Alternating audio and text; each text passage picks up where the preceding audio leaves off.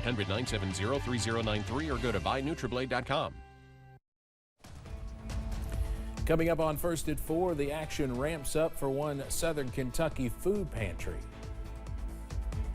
And questions remain regarding a couple of missiles hitting Poland. Plus, sunny weather is back as we head into tomorrow and the weekend. The latest on if we could see any relief from cold temperatures coming up as First at 4 continues. Mountain News First at 4 continues. Inflation has driven up prices for everyone, and it's driving more people into local food pantries. God's Food Pantry in Somerset is seeing a lot more people, especially as the holidays draw close and home heating prices increase. WYMT's Phil Pendleton spoke to them about what they are seeing. These shopping carts full of food are ready to go out from here. Monday, there might have been 100 of these that went out. The next day, there were probably almost that many. Around the middle of the week, there might be 30 or 40 towards the beginning of the week, are always busy days. But the need right now is extremely great. Lots of people needing food here at the food pantry. Prices are going up, and so are the number of people needing God's Food Pantry in Somerset. Brenda Russell says they're seeing an additional 80 families a month. It really does. It's tough because it's costing them more for food, and more people are coming in because they're having trouble making ends meet. It's a struggle. I've been doing this now for almost 10 years, and this year has been just about the hardest year that I've been a director of a food pantry. With inflation and stuff that it is, and I mean, it's a struggle from month to month. And to have a place like this that you can come to, you know, to get a little billions that will help you out during the month, I mean, it's a godsend. They tell me the situation is likely to probably get worse before it gets better. In Pulaski County, Phil Pendleton, now back to you. God's Food Pantry encourages hunters to donate deer meat to the Hunters for the Hungry organization, which provides meat to food pantries. Well, Christmas is just around the corner, and the annual Light a Child's Christmas drive-thru is scheduled for December 18th in Hazard. The Backwoods Vipers and VFW Post 7387 raise money to purchase gifts for kids in the community. Todd Delf with Backwoods Vipers says they look forward to decorating and preparing for events like this each year. Anybody can drive through. The main thing is we want any kid that's maybe less fortunate, or maybe they got plenty.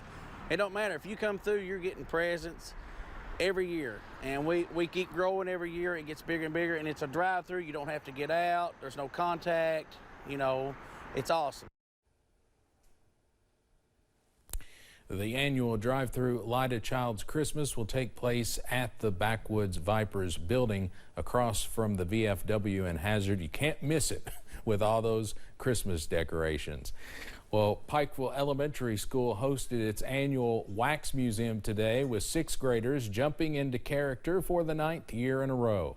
The event asked students to research a person, prepare a speech, and step into their shoes as part of a presentation for fellow students and community members. The showcase began 9 years ago under recently retired teacher Jatana Hall and continues to bring smiles to the campus in her honor. We actually honored her, and we dedicated this whole event to her this year in appreciation of how she worked so hard, you know, for so many years in bringing this to our school and to getting it started. And we just couldn't thank her enough for her years of service and the way she brought this to our school. Hall retired last year, so this was the first Wax Museum without her leading the charge. But those involved say they are happy to continue the tradition. We'll have more about the Living Wax Museum coming up tonight at 6.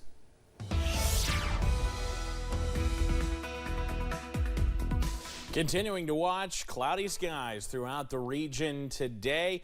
We do have some sunshine on the way. It's just not quite here yet. A look outside from downtown Whitesburg. All quiet there. Still plenty of clouds. Maybe a few breaks trying to sneak in. But so far, it remains overcast. You see a couple of breaks in the clouds there from our camera at Buffalo Mountain here in Perry County. 41 the current temperature, and that's where many of us are. Upper 30s and low 40s all throughout the region. Jacksboro, the high water mark at this point, sitting at 45 degrees. Yes, a few flurries working into parts of the Kentucky River Valley right now, from McKee up to about Beattyville and over toward Frenchburg right now. Those will continue scooting off to the east, and a few more flurries trying to get going across the Bluegrass to the west. So it's something we'll continue to watch. A lot of that is not going to reach the ground. This little weak system is kind of continued to work its way through the region, so we'll watch the potential for a few flurries tonight. But as we head into the overnight, we should start to clear out as we fall back in the 20s for overnight lows. Details, though, on when we could see a return to that sunshine in a few minutes. Steve?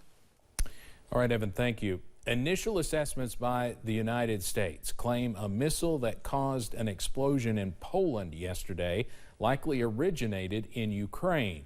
The incident marks the first time a NATO member country was directly hit in the almost 9-month conflict in Ukraine, but Polish and NATO leaders say the blast appears to be an accident. The missile likely coming from Ukrainian forces defending against Russian attacks.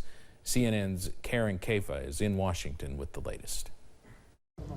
World leaders calling for calm as investigations into the explosion that killed 2 people in eastern Poland near the Ukrainian border Tuesday get underway. We have no indication that this was the result of a deliberate attack.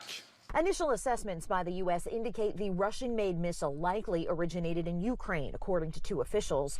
The Poland blast came amid an intense barrage of Russian air attacks across Ukraine, following Ukraine's recent battlefield success. A U.S. official tells CNN the Ukrainian military said it attempted to intercept a Russian missile near that location in the same time frame, but it's unclear if that missile was the one that struck Poland.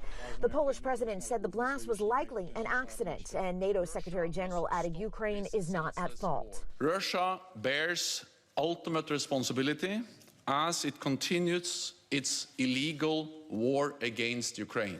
The missile stoked fear of a Russian attack on NATO member Poland, anxiety that has momentarily assuaged, but underscores the situation's gravity. The longer this war goes on, we will continue to be exposed to risks like this. NATO allies resolving to bring an end to Russia's war. Neither sheer force nor sham annexation attempts can defeat the determination of the Ukrainian people to live in a free and sovereign country. In Washington, I'm Karen Kafa. Former President Donald Trump has made his intentions clear to reclaim the Oval Office. Trump made that announcement last night that he is running for president in 2024, aiming to become the second commander-in-chief elected to 2 non-consecutive terms. Of course, Trump became the first president to be impeached twice as his term ended, with his supporters violently storming the Capitol, trying to halt the peaceful transition of power.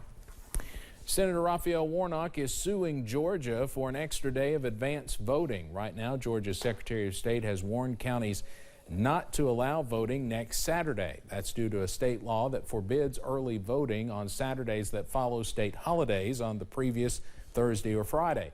The Saturday in question comes after both Thanksgiving and a state holiday that commemorates Confederate General Robert E. Lee's birthday on Friday. Warnock is joined by the state's Democratic Party in filing a lawsuit that claims that law only applies to primaries and general elections, not runoffs. Warnock is engaged in a runoff election with Herschel Walker after both failed to get 50% of the vote during the midterm elections. Coming up as First at 4 continues, inflation is pushing up prices for everything this year, including the cost of a Thanksgiving meal. Plus, sunshine is back on the way into tomorrow, but will the mild weather follow? Those details next. WYMT News app offers alerts on breaking stories as they happen, customized to the categories you choose. The WYMT